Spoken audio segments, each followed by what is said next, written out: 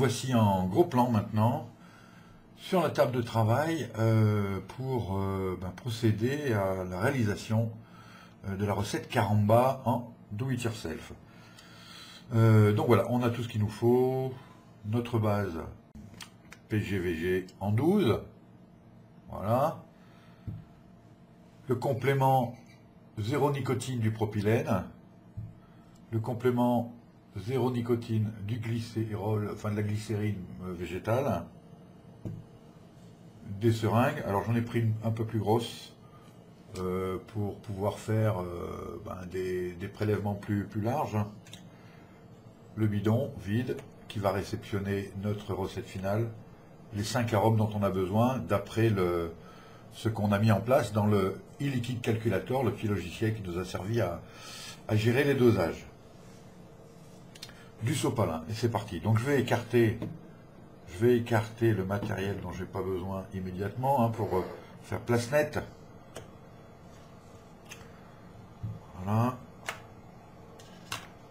Et c'est parti. Donc, il faudrait que je puisse vous le mettre en incrustation, mais vous vous rappelez tout à l'heure. J'ai modifié un peu la recette.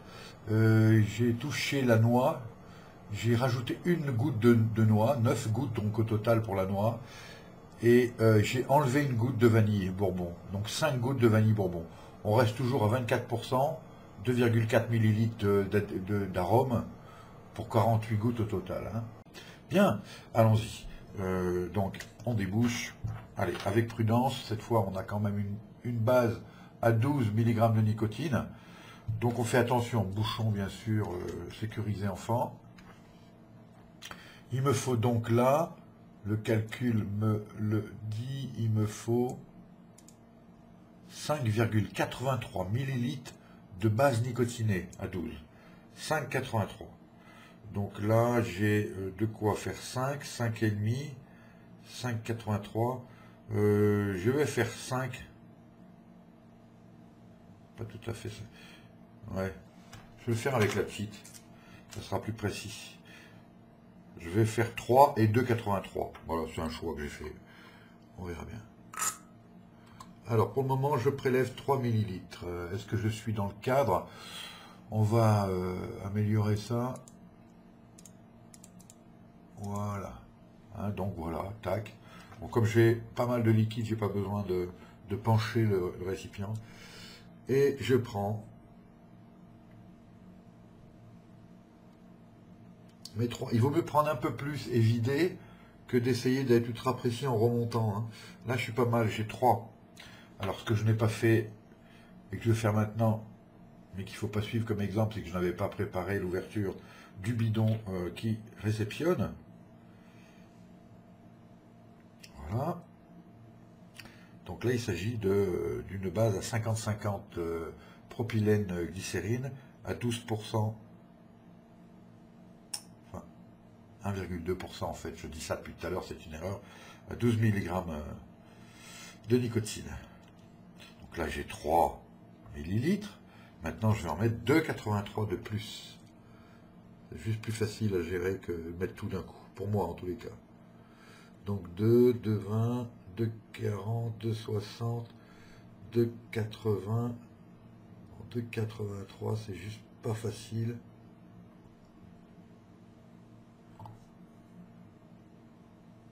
Voilà, parce que le 0,3, si vous voulez, c'est vraiment petit comme dosage. C'est parti. Donc là, c'est assez liquide. Le 50-50, c'est assez liquide. C'est quand on en sera à la glycérine pure, on rajoute, ça va être délicat.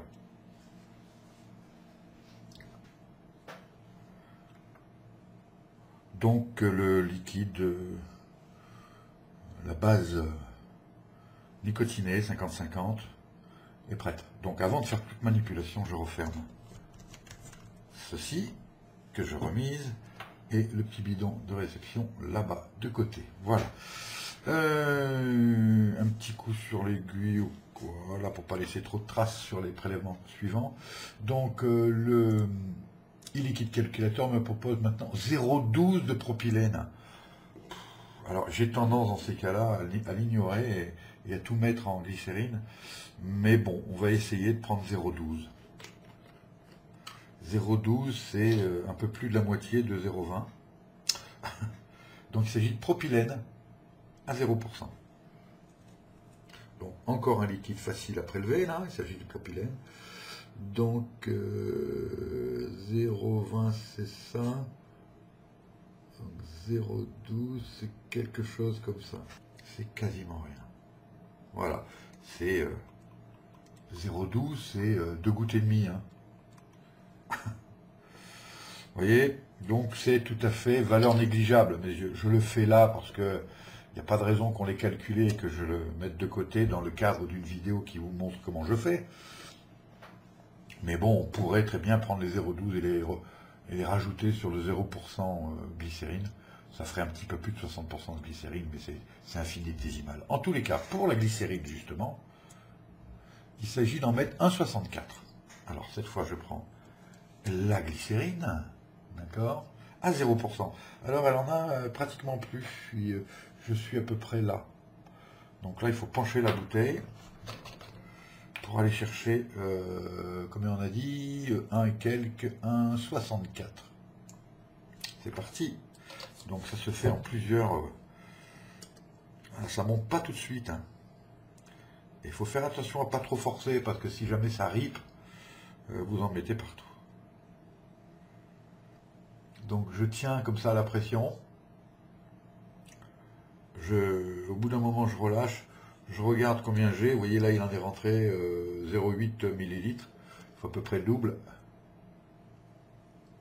Donc de glycérine très sirupeux, très visqueux, à 0% là, pour venir casser le 12 mg de la base d'origine. Hein.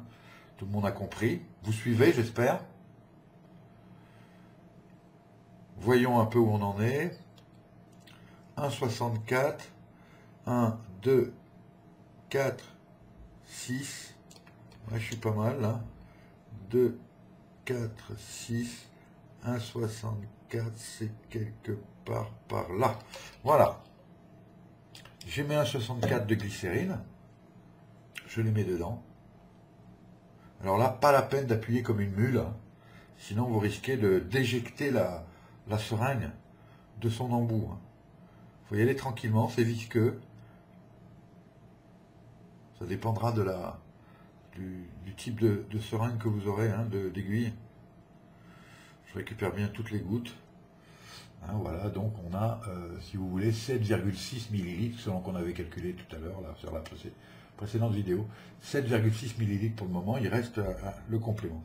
Donc concernant le liquide, petit coup de nettoyage. Hop, aiguille de côté. Concernant la base, c'est fait. Là, on a une base 60-40 en glycérine propylène et à pas tout à fait encore 7 mg puisque j'ai encore plein de liquide à rajouter. Donc maintenant, il s'agit de passer aux arômes. Alors, j'amène ma fiole et je commence, comme je vous l'ai dit, par l'American Type. Donc, American Type, voilà. Hein. Et lui, il faut en mettre 18 gouttes. Alors, 18 gouttes de... J'utilise la pipette d'origine des flacons, qui d'ailleurs propose des gouttes qui sont beaucoup plus proches de la norme 0,05 ml par goutte. Hein. Donc 18 gouttes, pas une de moins, pas une de plus. 1, 2, 3, 4, 5, 6, 7, 8, 9, 10, 11, 12, 13, 14, 15, 16, 17, 18. Alors selon les fournisseurs de vos arômes, vous aurez des flacons plus ou moins souples, plus ou moins durs en plastique, qui sont plus ou moins justement agréables à dropper en goutte à goutte. Hein. 18, je le mets de côté. Ensuite, cappuccino. Alors, j'hésite pas à mélanger un peu mes arômes. Donc, le cappuccino, reprenons un peu de concentration, 8 gouttes. Alors là, bien évidemment, il reste relativement clair, mais dès qu'on va mettre cappuccino, chocolat et noix, ça va vite se foncer, se teinter. 8 gouttes. 1, 2, 3. Là, le flacon est plus souple, vous voyez. 4, 5, 6, 7, 8. Voilà. Délicatement, je referme. Je mets de côté. Faisons pareil avec le chocolat crème. 8 gouttes.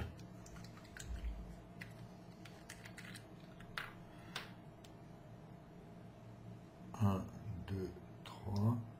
4, 5, 6, 7, 8. C'est de loin le plus foncé.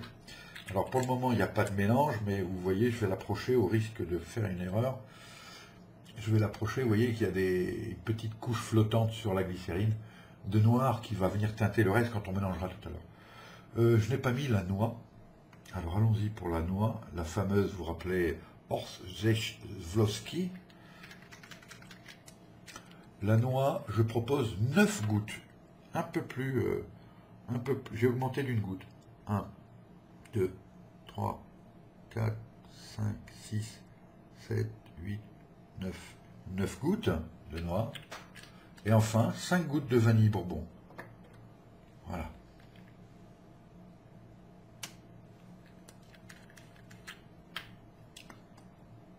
Un, 2, 3, 4, 5. Voilà. 5 gouttes de vanille bourbon. Tout est bien fermé en face de moi. Je remets le capuchon, car cette fois j'ai terminé. Du bouchon. Son petit opercule en silicone pour venir fermer l'aiguille, car ce sont des bouchons aiguilles, vous l'avez remarqué. Et voilà donc, je vais pouvoir passer en plan normal pour vous montrer tout ça. Donc voilà. Voilà le flacon pas mélangé. Et qu'il y a des couches un peu bizarres. Hein. Je vais éloigner cette lumière là, voilà.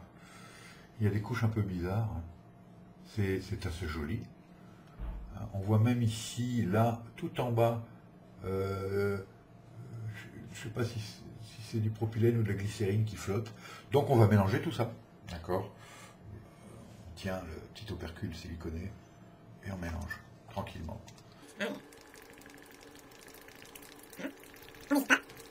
On va tout de suite voir des mini gouttelettes. Et bien évidemment, vous voyez les mini gouttelettes, et bien évidemment, une teinte qui commence à être bien foncée, mais qui va à la lumière et au stipage, qui va vraiment devenir quasiment noir. Hein. Alors, vous voyez que 10 millilitres, hein, j'arrive pas, c'est tout inversé, 10 millilitres, ça ne remplit pas le bidon. Hein. On est vraiment, on a quasiment un quart du bidon qui est libre. Hein. D'accord? Voilà, et vous secouez. Je dirais que je vais faire 3-4 séances de secousses comme ça, dans un premier temps. Voilà, et ensuite on va le laisser reposer. Alors, vous allez être tenté de le renifler. Hein, de le renifler. Pour le moment, il va sentir assez fort le chocolat, un petit peu le carambar déjà. Ne le goûtez pas tout de suite, vous aurez vraiment qu'une version édulcorée de votre e-liquide do it yourself. Là, il est prêt à stiper. Alors, je vais le poser. On prépare l'étiquette. J'ai oublié les étiquettes. Je vais les chercher de ce pas. Les voilà. Moi, je mets D-I-Y, do it yourself, comme flacon que j'ai fait moi-même. Je mets le pourcentage PGVG. Donc, on est sur du 40-60. Ensuite, le taux de nicotine, 7 mg. Je ne précise pas la quantité, ce sont des flacons pour 10 ml. Et je précise la date, le 26. Et oui, la vidéo s'est faite sur 2 jours. Oui, 26 09 2013. Et au feutre, pour que ce soit un peu plus visible, je vais mettre le nom de mon produit. Donc, Caramba, avec 2 A à la fin. Voilà. D'accord, do it yourself, 40-67 mg, 26 septembre 2013. La date c'est important hein, pour le stipage, parce qu'au bout d'un moment vous savez plus ce qui a été fait et quand. Vous pouvez avoir plusieurs bidons de Caramba hein, qui a une semaine de plus, alors donc la date, important, de toute façon vous le verrez à la couleur. Voilà, je vous le montre. Voilà votre bidon de Caramba prêt. D'accord? Il est prêt, il ne veut pas zoomer. Ça, c'est parce qu'il y a ma tête. Voilà. Votre bidon de Caramba est prêt. Vous voyez qu'il a déjà une couleur un peu plus foncée que tout à l'heure. Hein, bon, c'est vrai que c'est la lumière aussi. Voilà. Lui, vous le remisez dans la petite... Alors pour les remiser, plutôt protégé de la lumière. Enfin c'est difficile hein, parce qu'on n'a pas tous des armoires hermétiques, etc. Voilà, vous les mettez à l'abri de la lumière. Il y en a qui les ouvrent un petit peu pour les oxygéner, j'imagine, pour les oxyder un petit peu. Et on les remue 1 ou 2 fois par jour. Vous les remuez 1 ou 2 fois par jour. Et celui-là, vous allez attendre, si vous voulez vraiment en profiter, d'accord? Vous attendez 5 à 6 jours minimum. Et si vous attendez plus, ça n'en sera que meilleur. Je sais, c'est long. Attendez au moins 4-5 jours et vous aurez vraiment un produit qui prendra toute sa saveur. Et si vous n'en êtes pas convaincu, faites 2 bidons, consommez celui-là, faites-en un autre et laissez-le stiper. Et vous verrez, c'est impressionnant la différence. Moi-même, je ne pensais pas que ce serait aussi évident. Mais en tous les cas, ce qui est sûr, c'est que le petit carambar que vous venez de faire, il a l'air bon, il a du nez déjà, mais il sera juste 2, 3, 4 fois meilleur avec du stipage. Je crois que vous m'avez compris cette fois. Donc je le remise.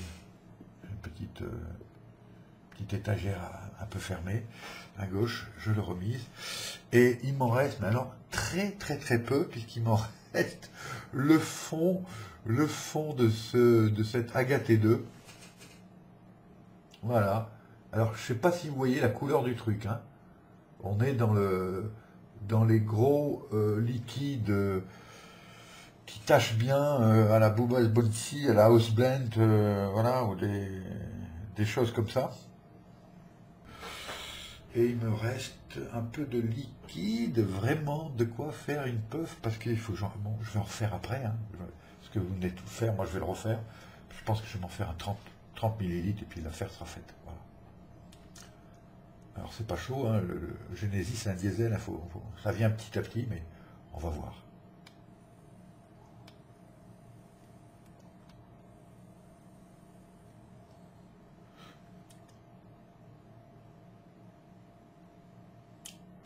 Le goût est là.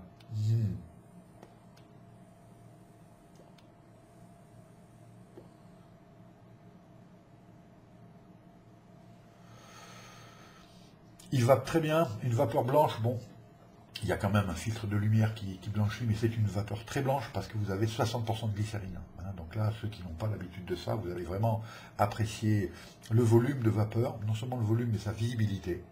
Ça joue aussi. L'onctuosité de la vapeur. C'est une vapeur plus doucereuse, plus ronde, plus onctueuse que celle du propylène, qui est plus fluide, plus légère, un peu plus irritante aussi, à mon sens. Même si elle a l'avantage, le propylène, d'améliorer le transfert des saveurs, paraît-il, mais je pense que c'est vrai, bien sûr, ça se constate. Il n'en reste pas moins vrai que la glycérine transporte quand même des saveurs, mais moins. Par contre, en contrepartie, la glycérine fait plus de vapeur que le propylène. Et le propylène a tendance à donner plus de heat naturellement, et oui, il est naturellement plus irritant. Hein, donc, mais le volume de vapeur, je trouve, dites-moi si vous êtes d'accord avec ça, mais quand on n'a pas beaucoup de heat, parce qu'on a peu de nicotine, ce qui est mon cas, 8 mg, c'est pas énorme, 7 même mg, quand en plus on a beaucoup de glycérine, eh bien, le facteur heat, il est pas très optimisé. Mais je trouve que le volume de vapeur, le remplissage dans la gorge, dans le larynx, dans l'œsophage, là, compense le hit. Alors, je ne sais pas ce que vous en pensez. Donc ça me va bien.